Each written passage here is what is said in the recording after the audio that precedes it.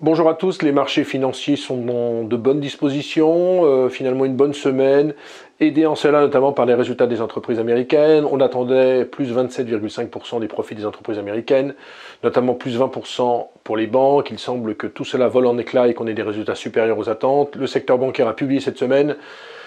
Morgan Stanley, notamment, meilleur trimestre de son histoire en banque d'investissement, plus 36% de progression. JP Morgan, plus 24% pour le bénéfice net.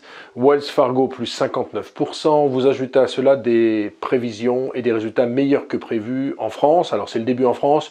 Villemorin, hier, dans les semences, a fait mieux que prévu. Publicis se tient bien avec vraiment des résultats supérieurs aux attentes. Enfin, LVMH, grande vedette également, des résultats supérieurs aux attentes. Du point de vue macroéconomique, ça va mieux. Relèvement du plafond de la dette aux États-Unis de la part de Biden, pas de défaut de paiement jusqu'en décembre. Au niveau des statistiques économiques, c'est également une très bonne nouvelle avec des inscriptions hebdomadaires au chômage qui sont à 293 000 sous les 300 000 pour la première fois depuis mars 2020, c'est-à-dire depuis avant la pandémie. Le PPI, c'est-à-dire l'indice des prix à la production, a progressé de 0,5%, ça fait plus 8,6% en rythme annualisé, mais quand on regarde hors alimentation et énergie, on a une hausse de 0,2%, alors que les marchés attendaient une progression de 0,5%. Du coup, dans ces conditions, les taux d'intérêt sont restés stables.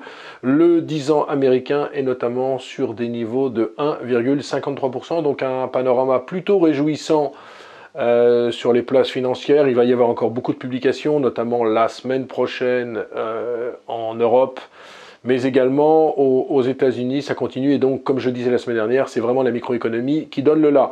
Un mot peut-être ce matin d'OVH. OVH, l'IPO a eu lieu vendredi. Le groupe a levé 350 millions d'euros en bas de fourchette, 18,50 € avec, pour le premier jour de cotation, une progression assez raisonnable du titre entre 3 et 4%. Capitalisation boursière de la société, 3,5 milliards d'euros. Ce que je disais, c'est que je trouve quand même le titre assez cher, 5 fois le chiffre d'affaires, VE sur EBITDA de 16. Pour moi, ça reste un dossier cher, d'autant plus qu'il y a, pour moi, quelques incertitudes, notamment dans la progression du chiffre d'affaires. Le groupe a vu son chiffre d'affaires progresser de 8,9% en 2020. Il y aura sans doute 4,5% simplement de hausse cette année.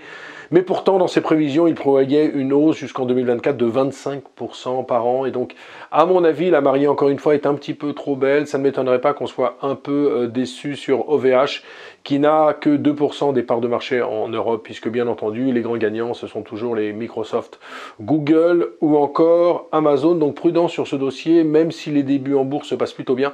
Il faut dire quand même que l'action était sortie en bas de fourchette. Voilà, excellente journée à tous, excellent week-end. On se retrouve la semaine prochaine pour un nouveau point sur les marchés financiers.